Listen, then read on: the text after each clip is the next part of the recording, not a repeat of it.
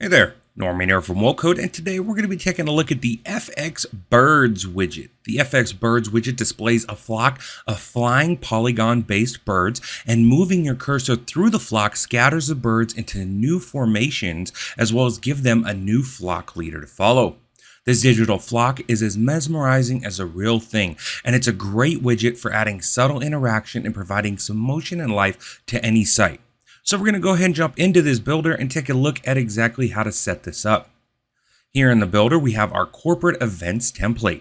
And if we scroll down here to the keynote speakers section, I'd like to add the FX Birds widget as the background of this row to provide some vibrancy and movement to the site.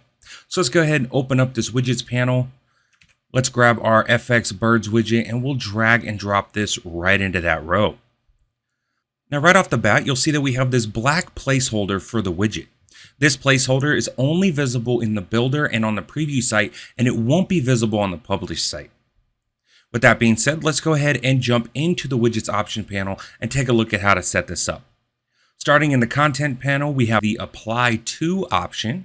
This dropdown provides multiple options for how you can choose to apply the effect. There's quite a few options in here, most are self-explanatory. For this example, we're going to leave it on the default current row. However, I did want to note the entire page setting.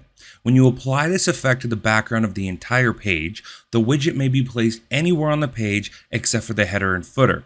If you place the widget in the header or footer and use the entire page option, it will affect every page on the site. However, it's important to note that due to this widget being so GPU heavy, it is only recommended to use the entire page option on short pages, as longer pages with the entire page option enabled will reduce the page speed. So we'll go ahead and we'll click current row. Below this, we have one other option in the content panel, and that is the mouse control. This option enables an animation that moves the birds in the background when it's hovered by a mouse. And that's going to be it for the content tab. We can go ahead and jump into the design tab and take a look at how to style this widget. Here in the design tab, we'll start from the top and work our way down through the different options.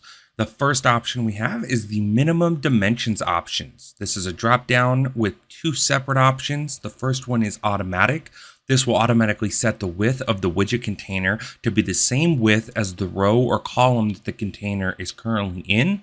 And below that, we have the custom option. This forces the width of the widget's container to be something other than the width of the row or column the widget is currently in.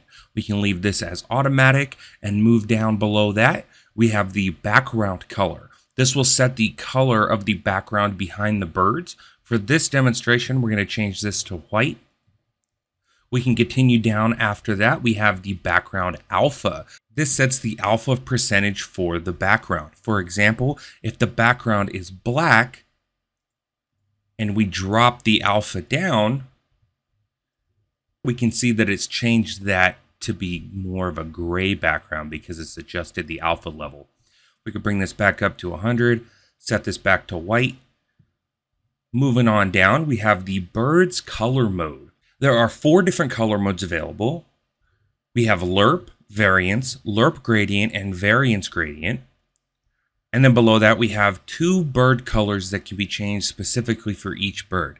For this example, we'll leave these as default, and we'll go below this to our birds quantity.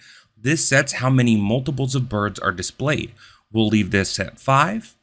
Next, we have bird size. This changes the size of the birds, and we'll set this to 15.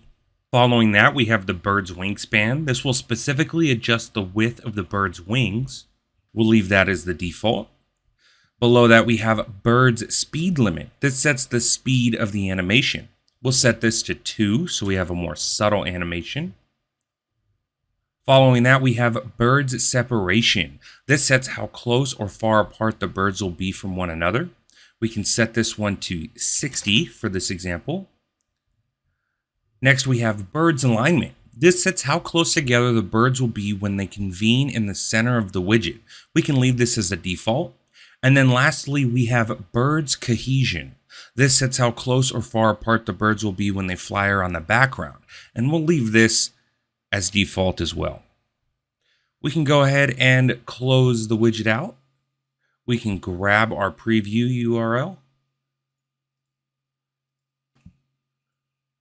If we open this up, scroll all the way down to the keynote speaker section, we'll see here that the FX Birds widget is providing a nice animated background into the row.